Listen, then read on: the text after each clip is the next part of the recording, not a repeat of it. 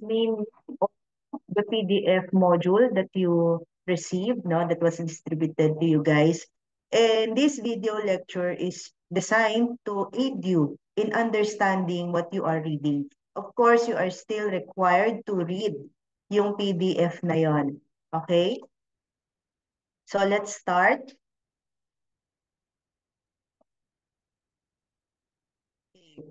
How did Philippine laws evolve? No, it doesn't mean that the Spaniards actually uh, brought with them laws to the Philippines even before they came. No, during the pre-Spanish periods, there were already laws in the Philippines. When you talk of pre-Spanish period, it refers to the time before Ferdinand Magellan set foot in the Philippines. No, so this is pre-March 16, 1521. Okay. So before the Spanish came, the Philippines were, or the Filipinos back then, were grouped into barangays. No? The barangay's procedure in resolving controversies is the idea behind the present dispute settlement mechanism called Katarungang Pambarangay. No? And take note, each barangay was like a state in itself, and it was an independent and self-sustaining political unit. No? It was headed by a dato, no? And take note, the dato exercised executive, legislative, and judicial powers. No?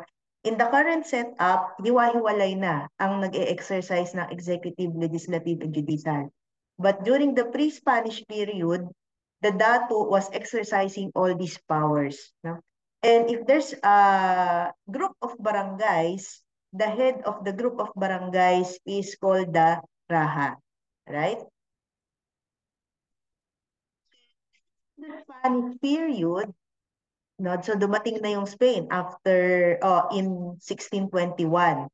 So the Philippines was initially ruled by Spain through the Council of Indies in Mexico. Please don't forget that. No? So the council exercised legislative and judicial powers. No? And it is the king that exercised legislative powers over the colonies through the issuance of royal decrees. No? So, itong mga royal decrees na ito, and certain laws were extended to the Philippines to apply to the entire archipelago. All right? The Spanish period, certain laws were made applicable to the Philippines. So you have the civil code, no, governing the relations of persons.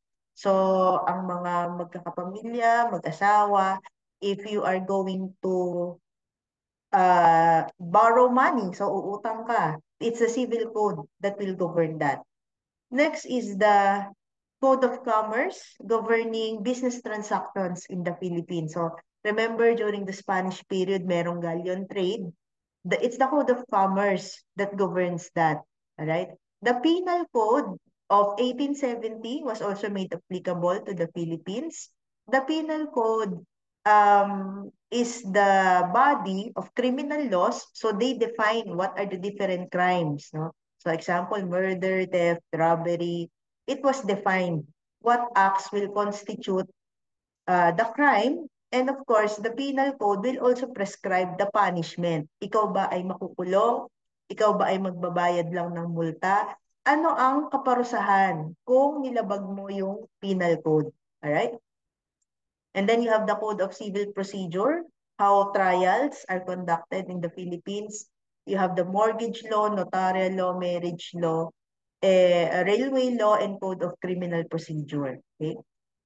So, alam naman natin, in the 1800s, there was the fight for Philippine independence. And it's the Malolos Constitution that established the Philippine Republic. So dito, hiniwa-hiwalay na yung executive, legislative, and judicial power. After the Spanish rule, there came the American period. All right? By the way, guys, if you want to look at the text of this lecture in detail, you can just pause the video and read it. No? Although, as like what I have mentioned earlier, the text of this video lecture is also included in the PDF module that was distributed to you guys. All right? So during the American period, okay, it was started with the cession or binenta ang Pilipinas by the Spanish Crown to the United States. And this was formalized in the Treaty of Paris, signed on December 10, 1898. Now we were sold for $20 million by Spain to the US. Okay? During the American period, no, they actually made the Philippines a commonwealth, meaning ni-ready tayo for transition into independence. So the organic acts that define the structure and organization of the Philippine government during the American period were the instruction of President McKinley to the Philippine Commission noong 1990. There is an act of Congress or the Philippine Bill Act of 1902, no? And then in 1916, the US also passed the Philippine Autonomy Act, also referred to as the Jones Law. And then finally, we have the Philippine Independence Act of 1934, also known as the Tidings-McDuffie Law. So all of these organic acts define the structure and organization of the Philippine government. What's most significant is the last one because it provided for a trial period from 1934, no, a 10-year trial period from 1935 to 1945, no, para ihanda na yung Pilipinas for eventual independence. Okay. During the American period, we have the military government, we have the civil government, and we have the Commonwealth government. No? The Commonwealth government provided for the presidential form of government. All right? So, in 1942 to 1945, there was a brief period, there was a 3-year interruption by reason of the Japanese occupation. No? There was a 1943 constitution that was drafted and ratified by a special national convention. And there was a Filipino president, no, that was exercising executive power. And this is Jose P. Laurel. However, the legislative power was exercised by the Executive Commission, which is a Japanese-sponsored commission. Okay. Finally, no, when World War II ended and we were also liberated, natupad yung pagiging independent ng Philippines on July 4, 1946. And we finally have what is the Philippine Republic. Okay? After several decades, dumating ang martial law period and we had the 1973 Constitution. Remember, all this time, for all these decades, we had the presidential form of government. But in 1973, it established a parliamentary form of government and introduced a merger of executive and legislative powers. What does that mean?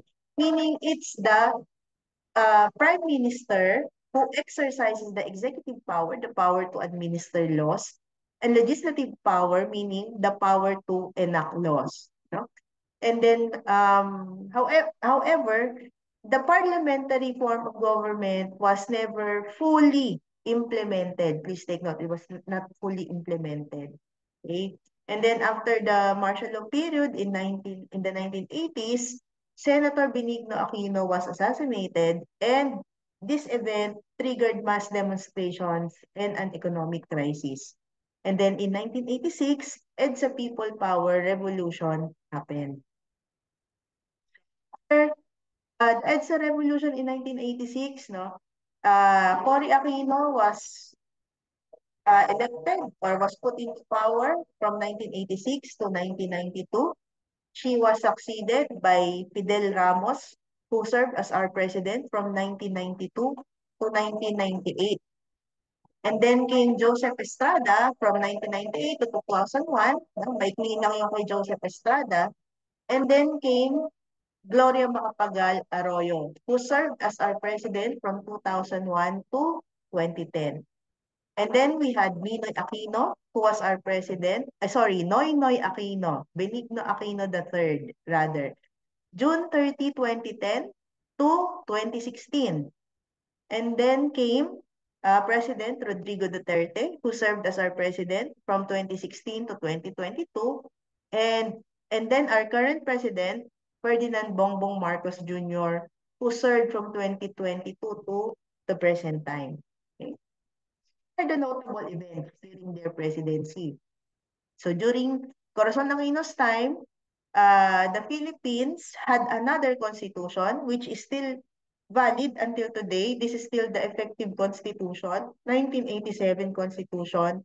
So it contains 100 new section, 100 plus new sections which deals primarily with social justice and the national economy, family rights, education, human resources, and the Commission on Human Rights. Okay? So si Cory, when her time was about to end, she actually endorsed Defense Secretary Fidel Ramos in the 1992 presidential elections. And Ramos did win. But at the time, the pressing issues during the Ramos presidency was the Muslim insurgency and the peace agreement with Moro National Liberation Front. Okay?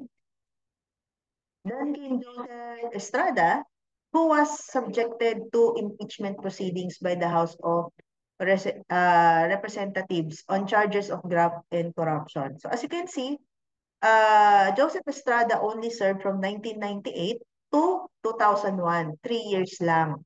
So that's why when he resigned, na according to the Supreme Court, ang construction nila is that Joseph Estrada resigned. Gloria Macapagal Arroyo succeeded, no? Gloria Macapagal Arroyo um, was the vice president during the time of ERAP. And when ERAP resigned, Gloria Macapagal Arroyo became president. No? So her first tenure was from 2001 to 2004. Sinerve niya yung remaining time dapat ni ERAP. No? So Gloria Macapagal Arroyo is the country's second female president and daughter of former President Diosdado Macapagal.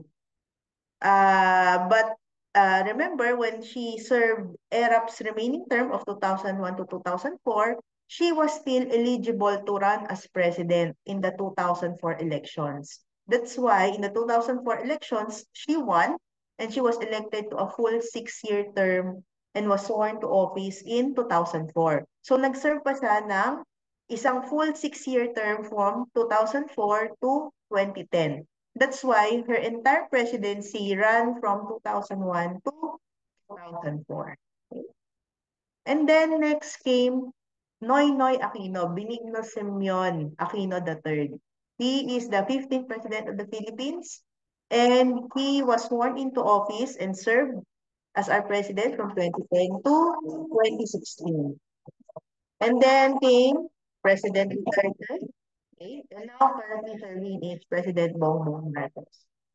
All right, let's go to the statute proper. What does this mean? So as you can see, no, and this will be helpful, no, in your board exam. Bakit? If you look at the period, no, 1900 to 1935, the laws that were passed back then were called acts. No? So pag nakita nyo sa questionnaire na act number ganito, it means that it was passed in 1900 to 1935. Okay? And if you have Commonwealth Act, you would know that this was passed during the Commonwealth period kasi nga Commonwealth Act. So 1935 to 1941. Then we had Republic Acts, no, for a brief period from debrief. Okay. From 1946 to 1972, when we were already considered a republic, okay? And then from 1972 to 1986, we had presidential decrees. Now, remember, there are 3 branches of government: executive, legislative, and judicial. ang legislative ang gumagawa ng batas. And if you can see, in 1972 to 1986, ang tawag sa mga batas were presidential decrees. No? So, pwede ba yun, ma'am? Kasi president yung gumawa ng decree. Remember, during the Marcos era, Marcos as the president was also the legislator. He was exercising the legislative power. So, nung time niya, from 1972 to 1986, ang mga batas were labeled as presidential decrees or batas pambansa. Alright? And then, for a brief period, after Marcos's time, President Aquino, no, President Cory Aquino was also exercising the legislative power. So as you can see, no, 2 years lang, 1986 to 1987, because of the emergency powers that the president was exercising. Kasi nga, it was after EDSA People Power Revolution and it was a revolutionary government. So the president had to exercise the legislative power also. So, gumawa siya ng mga executive orders. Okay? So remember, presidential decrees, batas pambansa, and executive orders were issued from 1972 to 1987 and they were issued by the president. So pag nakakita kayo ng mga batas, no? Example, land registration decree. No, property registration decree is a presidential decree. So alam niyo na agad na it was passed in between 1972 and 1986. No? Pag executive order ang nakita nyo na batas, example, the Family Code of the Philippines, the current Family Code is an executive order.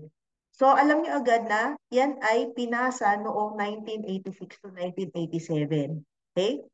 And then from 1987 to present, you have Republic Acts. And if you look at the numbering of the Republic Acts, no, you would know kung anong time din siya pinasa, right? Or naging batas. So, Republic Acts are already enacted by Congress. Okay? So, how does a bill become a law? Ano bang pagkakaiba ng bill at ng isang batas? No? When we talk of a bill, hindi pa yun batas. This is actually the proposal, no? Or the proposed measure that will eventually become a law. So usually there is a proposal from either the legislators themselves, our congressmen and the senators, and pwede rin magkaroon ng proposal from the president or the government agencies or private citizens. Okay? Then, the Congress, and take note, no, when we say Congress, hindi lang yan congressmen. Congress has two houses. One is the Senate, and the second one is the House of Representatives. So Congress is composed of the Senate and the House of Representatives, which acts on the proposals and then the suggestion. Next is the bill is filed with the Secretary General. So, kung sa House siya pinail, sa House of Representatives siya pinail, it is called a House Bill. While if it is filed in the Senate, no, it is called a Senate Bill.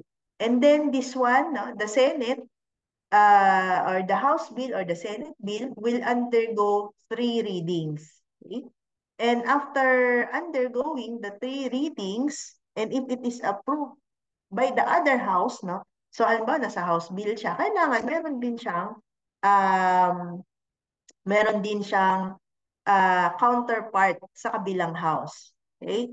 So after this one, as you can see here dito sa lower left portion, in case of conflicting provisions between the two houses, it will actually it will have to go through the bicameral conference committee.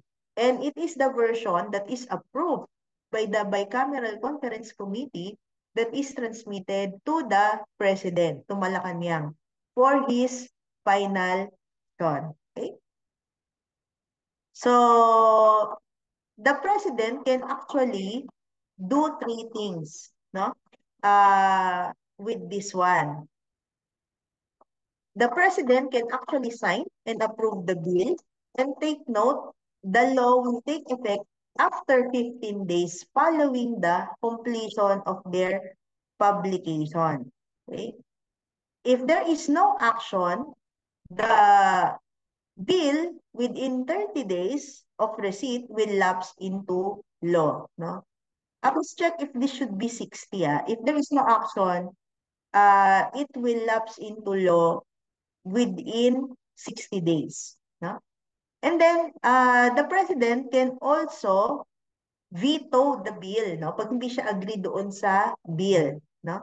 And the president will return the bill to the originating house with an explanation bakit niya veto or bakit niya siya nag-exercise ng veto power. Okay? Pag binalik ng president yung bill to the originating house, please take note, Congress can override the veto, but they need two-thirds vote. So, kailangan magkaroon ng two-thirds vote. Right? What do we call law that has a general application, no, concerning the whole state? It applies to the whole state and operates throughout the state alike upon all people of a class. So, pangkalahatan yung application niya. We call this one a general law. But if a law relates only to a particular person or thing or class, no, or to a particular community, individual or thing, we call this one a special law. Okay? So please take note, guys, it is Congress that has the power to promulgate rules concerning the protection and enforcement of constitutional rights. So, it is Congress that passes laws. So, sila ang may power na legislative. Okay? Next, what are executive issuances? Na? Sabi natin kanina, the executive no longer exercises legislative power, correct? So, yung presidential decrees and executive orders, hindi na siya pwede mag-order niyan. However, the executive department can still issue rules to clarify or to implement certain laws. So, this can be in the form of administrative orders, memorandum circulars, proclamations, general orders, and special orders. Now, so for example, the DENR issues memorandum orders or memorandum circulars to implement laws that were passed by Congress. Mas nililinaw ng mga executive agencies yung mga batas na may kinalaman sila. Alright? But please take note, administrative rules and regulations, no?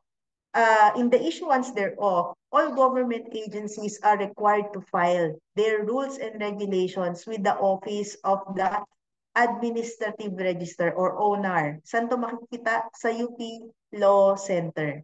Okay? The owner is tasked not only to publish quarterly registers but must keep an up-to-date codification of all the rules. Alright? Local government units, ano naman ang kanilang powers? Take note, there are two main classes of LGUs, one created by statute, and another one is those that are created and adopted by the voters or city or town by constitutional authorization. LGUs are mainly governed by the local government code, which took, sorry, this is wrong, no? The local government code of 1991. Okay, please take note, ha? Local government code of 1991. Basic local government units, you have the provinces, cities. Cities should be here. Provinces, cities, municipalities, and barangays. Does the LGU have lawmaking powers also, kagaya nung sa legislative? Yes, and they are called ordinances. And who will exercise the legislative powers in the cities, municipalities, provinces, and barangays? So in the provinces, they are called sangguniang panlalawigan. In the cities and municipalities, they are called sangguniang bayan. And in the barangay, sangguniang barangay. What are the requirements for a valid ordinance? Take note, they must not contravene the Constitution or any statute. Ang isang ordinansa na pinasa ng sanggunian, hindi pwedeng mag-contradict o kumontra sa konstitusyon at sa kahit na anong batas. No? Because, take note, it's Congress that has the legislative power in the Philippines. It must not be unfair or oppressive. It must not be partial or discriminatory. Dapat pantay-pantay siyang nag-a-apply sa lahat. It must not prohibit but may regulate trade. It must be general and consistent with public policy, and it must not be unreasonable. Okay?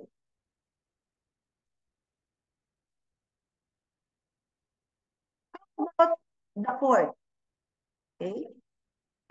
The Supreme Court, no, and the courts in the Philippines exercise judicial power. Okay? Take note, the Supreme Court has the power to promulgate rules concerning what? The protection and enforcement of constitutional rights. Ano ang magiging procedure sa mga courts, sa mga hukuman? Sila rin ang naglalabas ng mga rules about these things.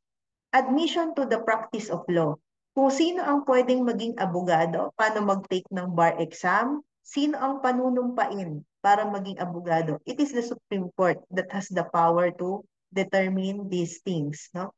And take note, one of the thrusts of the Supreme Court, or one of the powers of the Supreme Court, is to determine the provision of legal assistance to the underprivileged. No? Such rules shall provide a simplified and inexpensive procedure for the speedy disposition of cases. Dapat mabilis ang pag-rule sa mga cases.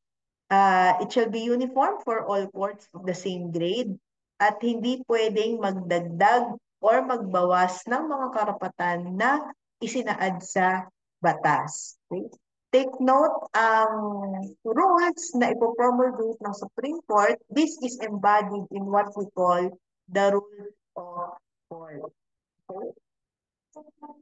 Legislative rules, you have the Philippine Bill of 1902, and then you have the Senate and the House of Representatives that have their separate rules. And that is it. So thank you guys for listening to this lecture. If you want to repeat any portion, you can just go back to that portion and please study for your quiz number 1. So thank you guys and good luck.